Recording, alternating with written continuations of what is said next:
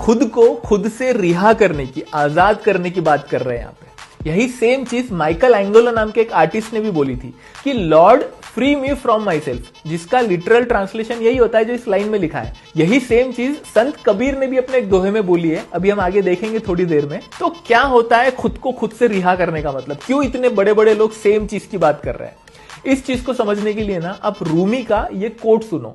वो कहते हैं कि the Lord is in me and the Lord is in you as life is hidden in every seed. जिस तरीके से बीज के अंदर एक जान छुपी होती है, जब हम उसको जमीन में डालते हैं, पानी देते हैं उसको, तब उसके अंदर से पेड़ पौधे निकलते हैं। लेकिन जब तक हम उसको नरिश नहीं करेंगे तब तक वो एक सिर्फ बीज है, उसके अंदर वो जान छुपी हुई है।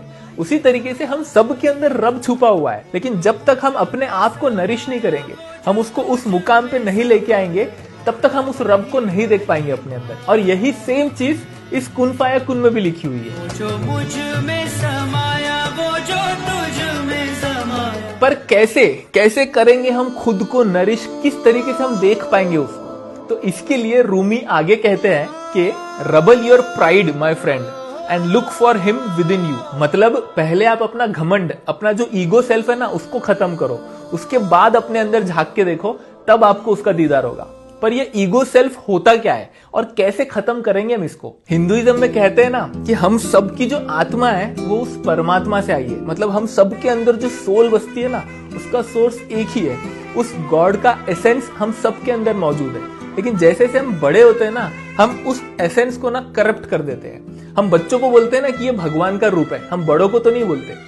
बच्चों को इसलिए बोला जाता है क्योंकि उस टाइम तक हमारे कोई भेद, कोई डिस्क्रिमिनेशन नहीं रहता, हमारे खुद के कोई ओपिनियंस नहीं होते, कोई आइडियोलॉजी नहीं होती, हम एकदम ब्लैंक स्लेट होते हैं। हमारी सिर्फ एक आइडेंटिटी होती है कि हम इस कुदरत के, इस यूनिवर्स के पार्ट है, दैट्स इट।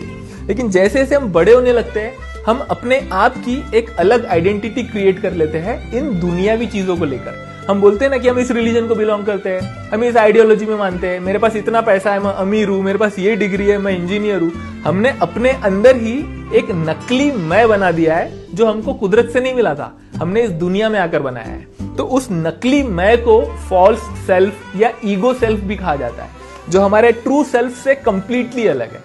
जब तक इस ईगो सेल्फ को हम खत्म नहीं करेंगे ना, तब तक हमारे ट्रू सेल्फ को हम देख नहीं पाएंगे। तो इस गाने में वही लिखा है कि कर दे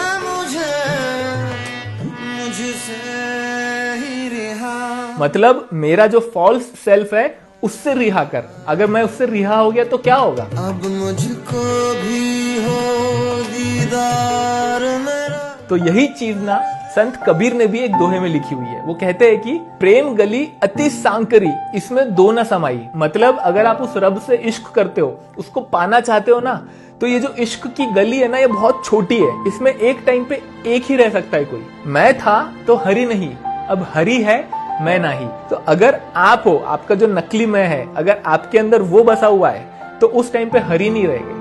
तो आपको पहले उस नकली मैं को निकालना पड़ेगा, तब हरि के लिए जगह बनेगी और तब वो आपको दिखेंगे। तो जब मैं था तब हरि नहीं, अब हरि है मैं नहीं। ये जो खुद से रिहा करना है, इसको इस तरीके से भी लिखते हैं कि हमें अपनी खुद ही मिटानी पड़ेगी। हमने एक अपनी खुद ही बना ली है ना इस दुनिया में आके। इस चीज के ऊपर एक बहुत बढ़िया शेर लिखा हुआ है।